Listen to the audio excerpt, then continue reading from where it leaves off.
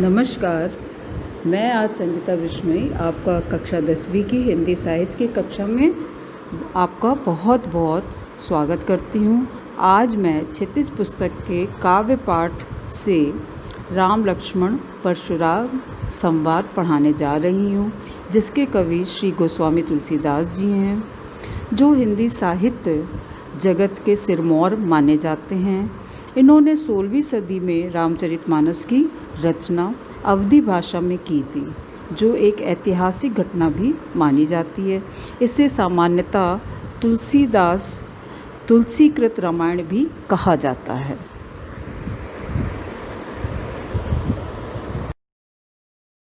अब मैं आपको तुलसीदास जी का जीवन परिचय संक्षेप में बताना चाहूँगी। तुलसीदास जी का जन्म उत्तर प्रदेश के बांदा जिले के राजापुर गांव में सन 1532 में हुआ था।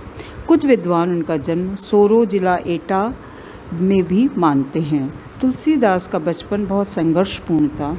जीवन के प्रारंभिक वर्षों में ही माता पिता से उनका विछोह हो गया था। कहा जाता है कि गुरु कृपा से उन्हें राम भक्ति का मार्ग मिला। वे मानव मूल्यों के उपासक कवि थे। राम भक्ति परंपरा में तुलसी अतुलनीय है। रामचरितमानस कवि की अनन्य राम भक्ति और उनके सृजनात्मक कौशल का मनोरम उदाहरण है। उनके राम मानवीय मर्यादाओं और आदर्शों के प्रतीक हैं। और रामचरितमानस उत्तरी भारत की जनता के बीच बहुत ही लोकप्रिय है। मानस के अलावा कवितावली, गीतावली, दोहावली, कृष्ण गीतावली, विनय पत्रिका आदि उनकी प्रमुख रचनाएं हैं। सन 1623 में काशी में उनका देहावसान हो गया था। तुलसी ने रामचरितमानस की रचना अवधी में और विनय पत्रिका तथा कवितावली की रचना ब्रजभाषा में की थी। रामचरितमानस का मुख्य छंद चौपाई है तथा बीच बीच में दोहे, सोरठे, हरिगीतिका तथा अन्य छंद भी पिरोए गए हैं। विनय पत्रिका की रचना गेय पदों में हुई है। कवितावली में सवैये और कवित छंद की छटा देखी जा सकती है। उनकी रचनाओं में प्रबंध और मुक्तक दोनों प्रकार के काव्यों का उत्कृष्ट रूप है। को पाठ की रूपरेखा संक्षेप में समझाऊंगी। प्रस्तुत पाठ 2 राम लक्ष्मण परशुराम संवाद, यह रामचरितमानस के बालकांड का एक छोटा सा हिस्सा है और इसका भावार्थ भी मैं आपको अच्छे से स्पष्ट करूंगी। और यहाँ पर यह प्रसंग उस समय का है जब राजा जनक सीता जी के लिए स्वयंवर का आयोजन करते हैं। और स्वयंवर का अर्थ होता है स्वयं वर चुनना। तो यहाँ पर राजा जनक अपने आसपास के मित्र राजकुमारों, राजाओं आदि को आमंत्रित करते हैं, अर्थात वहाँ पर सभी तरह के एलिजिबल बैचलर्स इकट्ठे होते हैं और उनमें से सीता जी को एक उपयुक्त वर चुनने के लिए कहा जाता है। लेकिन राजा जनक इस स्वयंवर के लिए भी एक शर्त रखते हैं, क्योंकि इसके पीछे भी एक कहानी या एक प्रसंग है जो कि मैं आपको संक्षेप में बताऊंगी। बचपन में सीता जी ने शिव धनुष को, उनके घर में ये शिव धनुष रखा था और बचपन में उन्होंने ये शिव धनुष एक स्थान से उठा करके दूसरे स्थान पर रख दिया था, जबकि यह शिव धनुष इतना भारी माना जाता था कि उसे कोई हिला नहीं सकता था, यानी टस से मस उसको कोई कर ही नहीं सकता। किंतु राजा जनक ने स्वयं अपनी आंखों से देखा था कि सीता जी ने वो बहुत ही सहजता के साथ वो शिव धनुष उठाया और एक स्थान से दूसरे स्थान पर रख दिया। तो जब स्वयंवर का आयोजन राजा जनक ने रखा तो उन्होंने एक शर्त रखी जो कि पूरे विश्व में विख्यात है कि जो कोई राजा इस धनुष की प्रत्यंचा को चढ़ा देगा या डोरी पर चढ़ा देगा, उसी के साथ मैं अपनी बेटी का विवाह करूंगा। और यह जो धनुष सीता जी ने उठा करके एक स्थान से दूसरे स्थान पर रखा, उसी से उनको ज्ञात हो गया था कि यह कोई साधारण स्त्री नहीं है। इसीलिए उन्होंने उसी समय निश्चय कर लिया था कि इनके समान ही योग्य और गुणों से युक्त वर होना चाहिए। तो इसीलिए उन्होंने ये एक शर्त रखी थी। तो इधर विश्वामित्र भी रामचंद्र जी और लक्ष्मण को लेकर के राजा जनक के यहाँ स्वयंवर में पहुँचते हैं। तो वहाँ पे सभी राजकुमारों को एक के बाद एक धनुष उठाने या उसके ऊपर प्रत्यंचा चढ़ाने के लिए आमंत्रित किया गया। तो कोई भी राजा या राजकुमार उस धनुष को टस से मस नहीं हिला पाया। तो उसके बाद विश्वामित्र की ने रामचंद्र जी को आज्ञा दी, तो वे आगे बढ़े और उन्होंने आगे बढ़ कर के रामचंद्र जी ने जैसे ही शिव धनुष उठाया और डोरी उठाने लगे जैसे ही, तो वैसे ही तुरंत ही शीघ्र ही धनुष टूट गया। धनुष शिव जी का था। जैसे ही धनुष टूटा एक अजीब सी टंकार हुई, बहुत ज़ोर से आवाज़ हुई। परशुराम जी को शिव धनुष टूटने का समाचार मिला तो वे बहुत अधिक क्रोधित हुए और वो वहाँ पर आ पहुँचे। शिव धनुष टूटा हुआ देखकर वो आपे से बाहर हो गए। आपे से बाहर हो गए माने ये एक मुहावरा है, अर्थात बहुत अधिक क्रोधित हो जाना। और अंत में राम के अनुनय विनय करने पर तथा विश्वामित्र के समझाने पर, राम की शक्ति की परीक्षा लेने पर तब अंतोगत्वा तब परशुराम जी जाकर के शांत होते हैं। इस पूरी घटना में जो बातें राम लक्ष्मण परशुराम के बीच में होती हैं उसी को यहाँ पर प्रस्तुत किया गया है। यहाँ पर परशुराम के अत्यधिक गुस्से भरे वाक्यों पर लक्ष्मण जी की जो व्यंग्योक्ति है उसको भी बहुत अच्छे सुंदर शब्दों में तुलसीदास जी ने व्यक्त किया है। और लक्ष्मण जी का स्वभाव तो सभी को पता है कि वो चंचल स्वभाव के थे और उनमें जो कटाक्ष व्यंग या सरकाज़्म होता है, वहाँ पर लक्ष्मण जी के जो वक्तव्य में सरकाज़्म कटाक्ष आदि होता है वो देखने को मिलता है। और वहाँ पर आपको कई जगह वीर रस भी दृष्टव्य होता है। अब मैं भाषा सौंदर्य के बारे में दो बातें करती हूँ कि तुलसीदास जी अवधी भाषा के सर्वश्रेष्ठ कवि माने जाते हैं।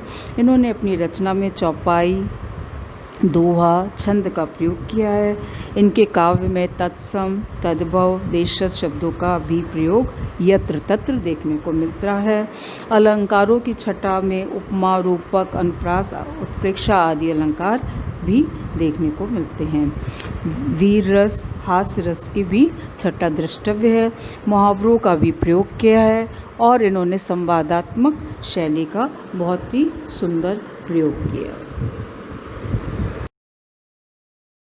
अब मैं आपको एक एक काव्यांश पढ़ती जाऊंगी और उसकी व्याख्या स्पष्ट करती जाऊंगी। पहला वाला है, नात संबुधनु भंजनहारा, होई के एक दास तुम्हारा, आयुषु कह कही किन मोही, सुन रिसाई बोले मुनि कोही। इसके जो कठिन शब्द है मैं थोड़ा सा आपको बता देना चाहूँगी।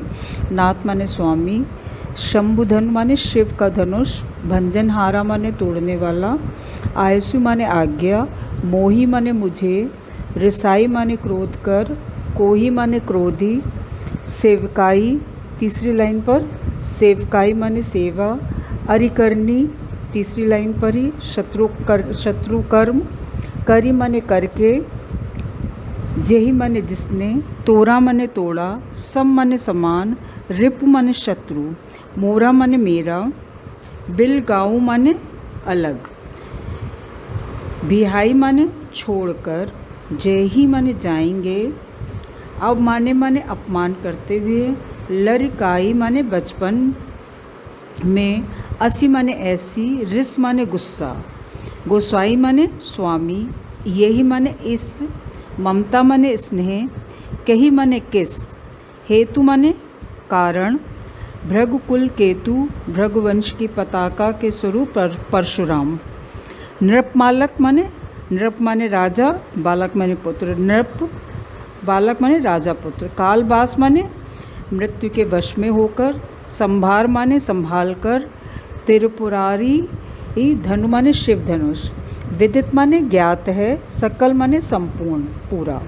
अब पहली लाइन का अर्थ देखिए, नाथ संबुधनु भंजनहारा, होई के एक दास तुम्हारा। यहाँ पर परशुराम के क्रोध को देखकर जब जनक के दरबार में सभी लोग भयभीत हो गए तो श्री रामचंद्र जी ने आगे बढ़कर कहा कि नाथ संबुधन भंजनहारा, कि शिव धनुष को तोड़ने वाला कोई आपका होई के एक दास तुम्हारा, शिव धनुष को तोड़ने वाला कोई आपका एक दास ही होगा। ये पहली लाइन की व्याख्या है। आयसु कह कही किन मोही, सुन रिसाई बोले मुन को ही। आगे कहते हैं श्री रामचंद्र जी, मेरे लिए आयसु कह कही किन मोही, मेरे लिए क्या आज्ञा है। सुन रिसाई बोले मुन क्रोही, यह सुनकर क्रोधी ऋषि और अत्यधिक क्रोध करके बोले। अब तीसरी लाइन में आइए। सेवकू सो जो करे सेवकाई, अरि करनी करी कर लड़ाई करई लड़ाई। तो सेवा का जो कार्य करने वाला होता है वो सेवक कहलाता है, और अरि करनी माने शत्रुता का काम करने वाला सेवक कैसे हो सकता है। इससे तो उचित यही है कि लड़ाई ही करनी चाहिए, अर्थात जो सेवा का कार्य करता है, शत्रुता का काम करके तो लड़ाई ही मोल ले ली जाती है। तो जिसने धनुष शिव धनुष तोड़ा है वह मेरा सेवक नहीं अर्थात शत्रु है। अब आइए चौथी लाइन पर। सुनहु राम जय शिव धनु तोड़ा। अब परशुराम जी कहते हैं कि सुनहु राम, हे राम सुनो, जय शिव धनु तोड़ा, जिसने भी यह शिव धनुष को तोड़ा है, सहस भाऊ सम सो रिपु मोरा, जिसने भी यह शिव धनुष तोड़ा है वह मेरा सहस्र बाहु के समान शत्रु है। ठीक है। अब नेक्स्ट लाइन। सो बिलगाऊ बिहाई समाजा, न त मारे जेहि सब राजा। इसलिए सो वह इस राज समाज से ही अलग हो जाए। सो बिलगाऊ माने, सो माने इसलिए, बिलगाऊ माने अलग हो जाए, बिहाई माने छोड़कर, समाजा माने समाज। तो वह तो इसलिए वह इस राज समाज को, जिसने भी यह शिव धनुष को तोड़ा है, वह इस राज समाज से अलग हो जाए। नहीं तो न तो मारे जही सब राजा, नहीं तो एक राजा के धोखे में सभी राजा मारे जाएंगे। ये यहाँ पर आपकी 5 लाइनों की व्याख्या स्पष्ट हो गई है। लाइन की व्याख्या देखिए। सुनि मुनि वचन लखन मुस्काने, बोले परसु दरहि अवमाने।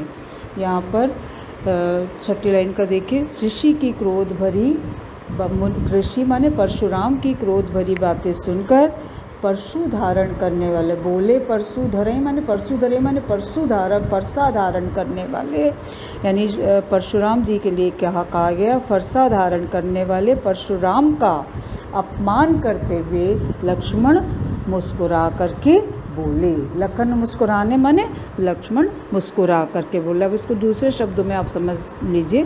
परशुराम के इन क्रोधपूर्ण वचनों को सुनकर लक्ष्मण जी मुस्कुराए और परशुराम जी का अपमान करते हुए बोले, हे गोसाई। अब अगली लाइन में देखिए। बहु धनुई तोरी लरकाई, कभू न असी ऋषि की गोसाई। बहु माने बहुत सारी, धनुई माने छोटी छोटी धनिया। हे स्वामी, हे गोसाई जी, हमने बचपन में बहुत सारी छोटी छोटी कच्ची कच्ची धनुषियाँ तोड़ी थी या छोटे छोटे धनुष तोड़े थे। तब तो कभू न असरिस, तब तो स्वामी आपने कभी ऐसा गुस्सा नहीं किया। रिस माने गुस्सा नहीं किया। बचपन में तो हमने ऐसे छोटे छोटे बहुत से धनुष तोड़ डाले थे, किंतु आपने ऐसा क्रोध तो कभी नहीं किया। तो इसी धनुष पर आपकी इतनी, अगली लाइन में देखिए, यही धनु पर ममता के ही हेतु। तो इसी धनुष पर इतनी ममता क्यों, अर्थात इतना स्नेह इस धनुष पर क्यों। सुन रिसाई कै भृगुकुल केतु। और यह सुनकर भृगुकुल की पताका के स्वरूप परशुराम जी बोले। अब क्या बोले देखिए। रे नृप बालक काल बास बोलत, तो ही ना संभार, धनहुई सम त्रिपुरारी धन विदित सकल संसार। तो रे नृप बालक माने हे राजा के पुत्र, अरे राजा के पुत्र, तू मृत्यु के वश में होने से तुझे यह भी होश नहीं कि तू क्या बोल रहा है? तू संभल कर नहीं बोल पा रहा है। समस्त विश्व में विदित सकल संसार माने विदित माने समस्त, विदित माने सबको पता है, सकल माने सारे, संसार माने संसार। समस्त विश्व में विख्यात भगवान शिव का यह धनुष, त्रिपुरारी धन माने भगवान शिव का यह धनुष क्या तुझे बचपन में तोड़े हुए धनुषों के समान छोटा दिखाई देता है? यस, तो बचपन के समान, बचपन में तोड़े हुए एक सामान्य धनुष के समान तुझे ये प्रतीत हो रहा है।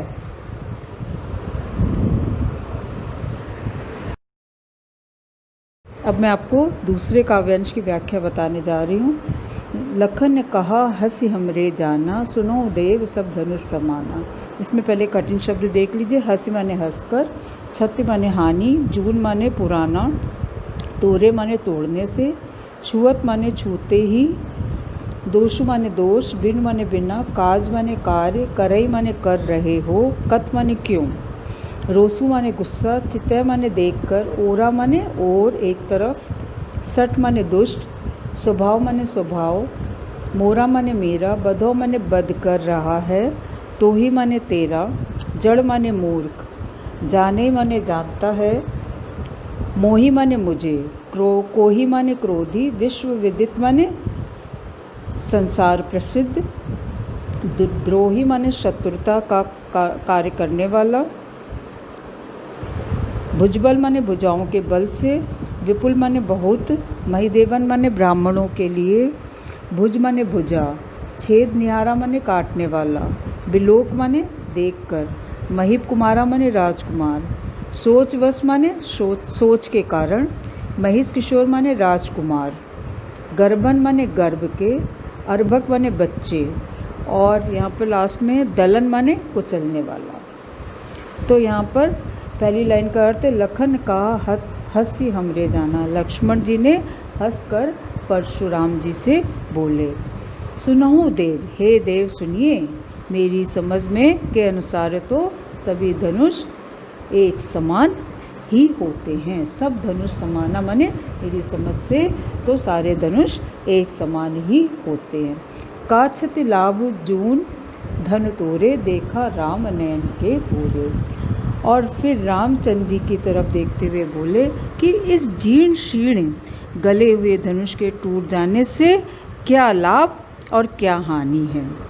और श्री रामचंद्र जी ने तो देखा राम नयन के भूरे, और रामचंद्र जी ने तो इसे नयन माने नवीन के धोखे में इसे देखा था। नवीन माने नए के धोखे में इसे छुआ था।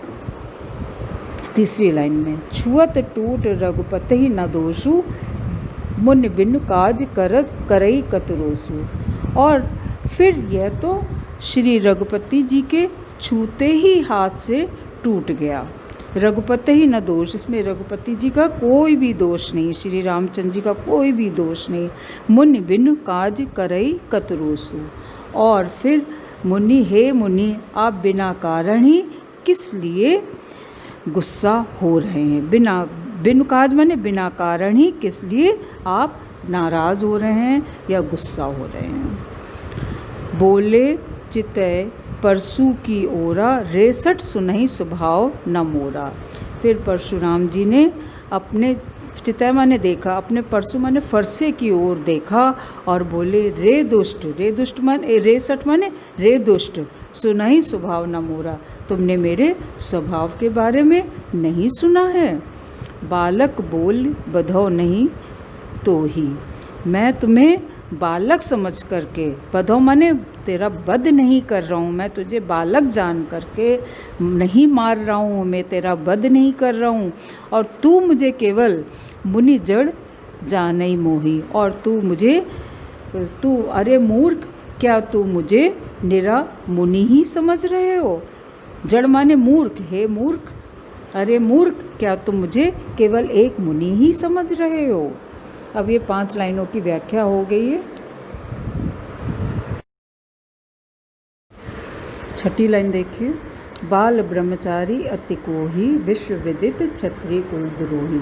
और परशुराम जी कहते हैं, मैं बाल ब्रह्मचारी और अत्यंत क्रोधी हूँ, विश्व विदित क्षत्रिय कुल द्रोही, और क्षत्रिय कुल का शत्रु तो विश्वव्यापी है, अर्थात मैं पूरे विश्व में क्षत्रिय कुल के घोर शत्रु के रूप में प्रसिद्ध हूँ। भुजबल भूमि भूप बिनकीनी, विपुल बार महिदेवन देही, और मैंने अपनी भुजाओं के बल से मैंने पृथ्वी को राजाओं से रहित कर दिया था, यानी अपनी भुजाओं के बल से पृथ्वी को कई बार राजाओं से रहित करके और उसे महिदेवन माने ब्राह्मणों को दान में दे दिया था। अगली लाइन, मही सहस्त्र बाहु भुज छेद निहारा, परशु बिलोक महिप कुमारा। तो आगे वो कहते हैं कि हे राजकुमार मेरे इस फरसे को देख, परशु बिलोक माने मेरे फरसे को देख, हे राजकुमार मेरे इस फरसे को देख, जिससे मैंने सहस्त्र बाहु की भुजाओं को काट डाला था। सहस्त्र बाहु भुज छेद निहारा माने सहस्त्र बाहु उनका शत्रु था, उसकी भुजाओं को मैंने इसी फरसे से काट डाला था। अब लास्ट 2 लाइन्स, मात पिता ही जन सोच बश, करस महेश किशोर, गर्भन के अर्भक दलन परशु मोर अति घोर। और अरे राजा के बालक लक्ष्मण, तू मुझसे भिड़कर अपने माता पिता को जान सोच वश, अपने माता पिता को चिंता में मत डाल, सोच में मत डाल, और अपनी मौत को मत बुला, अपनी मौत को ना बुला, मेरा फरसा बहुत भयानक है। परशु मोर अति घोर माने मेरा फरसा बहुत भयानक है, बहुत तेज है। यह गर्भन के अर्भक का मतलब यह गर्भ में पल रहे बच्चों का भी नाश कर डालता है, यानी कि फरसे की टंकार से, यानी फरसे की ध्वनि से गर्भ में पल रहे बच्चे भी मृत्यु को प्राप्त हो जाते हैं। और तू तो मेरे सामने बैठा हुआ है, तब भी तू डर नहीं रहा है, और अपने माता पिता को काल सोच के वश में मत करो। यदि तेरी मृत्यु आ गई तो तेरे माता पिता भी चिंता में पड़ जाएंगे। चलिए अब तीसरा काव्यांश शुरू करते हैं। बिहसी लखन बोले मृदबानी, अहो मुनीश महाभट मानी, पुण्य पुण्य मोहि दिखाव कुठारू, चहत उड़ावन फूक पहाड़ू। इसके कठिन शब्द मैं बता देती हूँ। बिहस माने हंसकर, मृदु माने कोमल, बानी माने वाणी, महाभट माने महायोद्धा, पुण्य पुण्य माने बार बार, दिखाओ माने दिखा रहे हो, कुठारू माने कुल्हाड़ी, चाहत माने चाहते हो, उड़ावन माने उड़ाना, फूक माने फूक से, पहाड़ू माने पहाड़, कुंभड़ बतिया काशी फल का एक छोटा सा फल, अर्थात उसके अंदर निर्बल होता, जान नहीं होती, बहुत कच्चा होता है। तर्जनी माने अंगूठे के पास वाली पहली उंगली, सरासन माने धनुष, बाना माने बाण, भृगुसुत माने भृगु के पुत्र परशुराम, समझ माने समझकर, बिलोक माने देखकर, सहो माने सहन कर रहा हूँ, रिस माने गुस्सा, रोकी माने रोक कर, सुर माने देवता, महिसुर माने ब्राह्मण, गाय माने गाय, सुराई माने वीरता, बचय माने मारने से, अपकीर्ति माने अपयश या बुराई, हारे माने हारने से, मारता हूँ माने मारने से, पा माने पैर, पारे माने पढ़ते हैं, कोटि माने करोड़, कुलिस माने कठोर, व्यर्थ माने बेकार, धरऊ माने धारण किए, क्षमो माने क्षमा करे, धीर माने धैर्यवान, सरोष माने क्रोध रहे सहित, भृगुवंश मणि माने भृगुवंश के मणि के समान, अर्थात परशुराम के लिए कहा गया है। गिरा माने वाड़ी। अब पहली लाइन का अर्थ देखिए, बिहस लखन मोले मृदबानी, अहो मुनीश महाभट मानी। महाभट माने महायोद्धा, मृद माने कोमलवाड़ी में, बिहस माने हंसकर। अब परशुराम की आत्म प्रशंसा सुन करके या परशुराम के क्रोधित वचनों को सुनकर लक्ष्मण अत्यंत कोमल यानी मृदुवाड़ी में हंस करके बोले, हे मुनिवर, अहो मुनीस, हे मुनिवर, आप स्वयं को महायोद्धा मानकर, महाभट माने महायोद्धा मानकर, पुण्य पुण्य मोय दिखावा कुठार, मानकर मुझे बार बार कुठार दिखा रहे हैं। कुठार माने फरसा या कुल्हाड़ी दिखा रहे हैं। चाहत उड़ावन फूक पहाड़ू, और आप ये चाहते हैं, बार बार मुझे आप कुठार या फरसा दिखा रहे हैं और ऐसा लगता है कि जैसे आप फूक से पहाड़ उड़ा देना चाहते हैं, और मुझे ऐसा लगता है कि आप फूक से पहाड़ उड़ा देना चाहते हो। परंतु इहा कुंभड़वतिया को नाही, जे तर्जनी देख मर जाही। और हम हे परंतु मुनिवर, हम भी कोई कुंभड़ के छोटे कच्चे फल नहीं हैं। कुंभड़वतिया एक सीताफल होता है, फल जो आप लोग खाते होंगे, उसको कुंभड़वतिया कहते हैं। कि हम कोई कुंभड़वतिया यानी काशी फल के समान अति निर्बल नहीं है, जो तर्जनी अंगूठे के पास वाली उंगली के स्पर्श मात्र से ही हम मुरझा जाएं। अर्थात यहाँ पर लक्ष्मण जी भी अपनी वीरता की बात कर रहे हैं कि हम तो आप ये चाहते हैं कि हम फूंक से उड़ जाएं, या कुंभड़वतिया के फल के समान एकदम निर्बल है कि आप हमें उंगली से छुएं और हमारे ऊपर आप प्रहार कर दें या आप हमें मार दें, तो हम इतने भी निर्बल नहीं हैं। ठीक है। देख कुठार सरासन बाना, मैं कछु कही सहित अभिमाना। मैंने तो परशुराम को कुठार ये धनुष बाण धारण किए हुए वीर वेश में देखकर सहित अभिमाना माने कुछ अभिमान से कहा।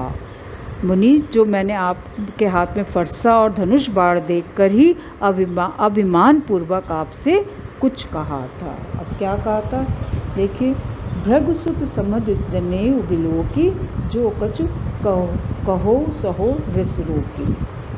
किंतु गले में आपके जनेऊ को देखकर आप भृगु पुत्र परशुराम हैं, यह जानकर मैं अपने क्रोध को आप अपने क्रोध को रोक कर, जो कछु कहो सहो रिस रोकी माने मैं जो कुछ भी आप कह रहे हैं, मैं वो अपने क्रोध को रोक करके आपके वचनों को सहन कर रहा हूँ। जो कुछ भी आप कह रहे हैं सो माने सहन कर रहा हूँ।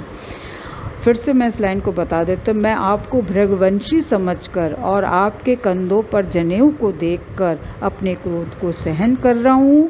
क्यों?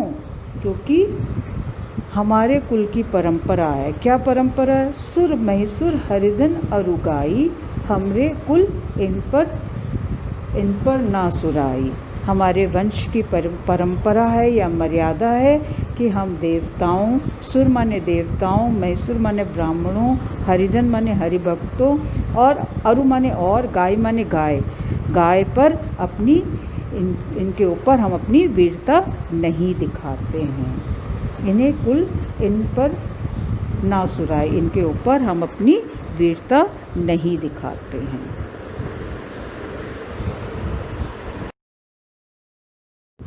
अब अगली लाइन देखिए।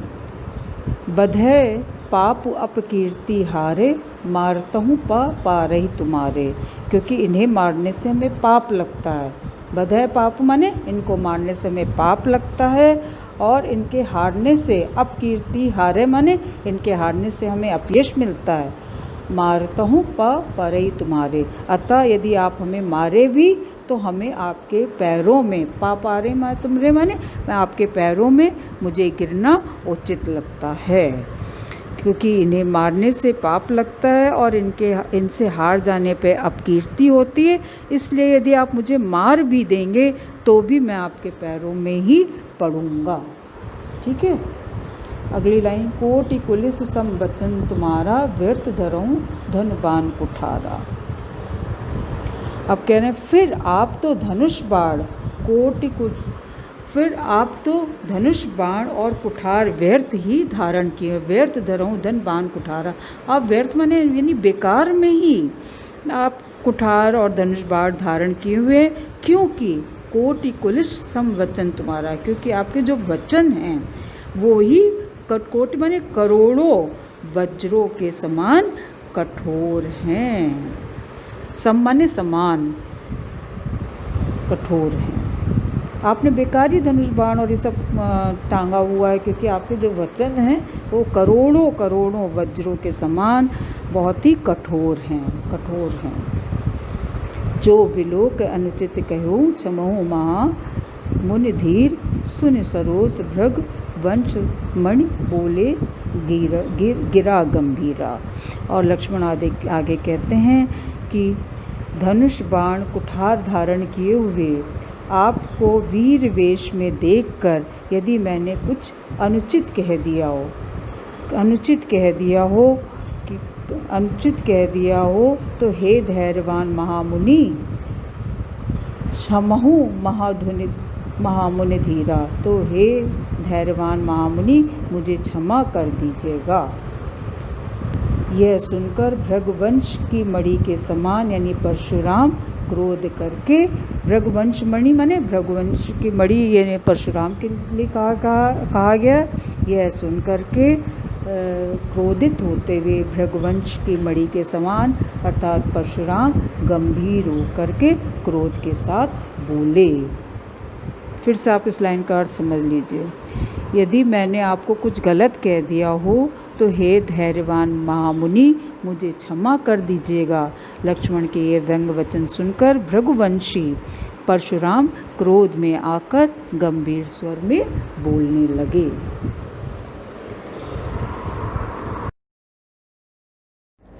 बच्चों, मैं आशा करती हूँ कि आपको ये तीनों काव्यांश में आई सभी चौपाइयों और दोहों की व्याख्या पूर्ण रूप से स्पष्ट हो गई होगी। और अगले वीडियो में मेरे अगले 3 काव्यांश की आप व्याख्या जान सकेंगे और सुन सकेंगे। और अभी के लिए आप मेरे सारे वीडियोस के लिए प्लीज़ सब्सक्राइब माय चैनल और लेटेस्ट वीडियो के लिए बेल आइकन बटन को दबाएं। धन्यवाद।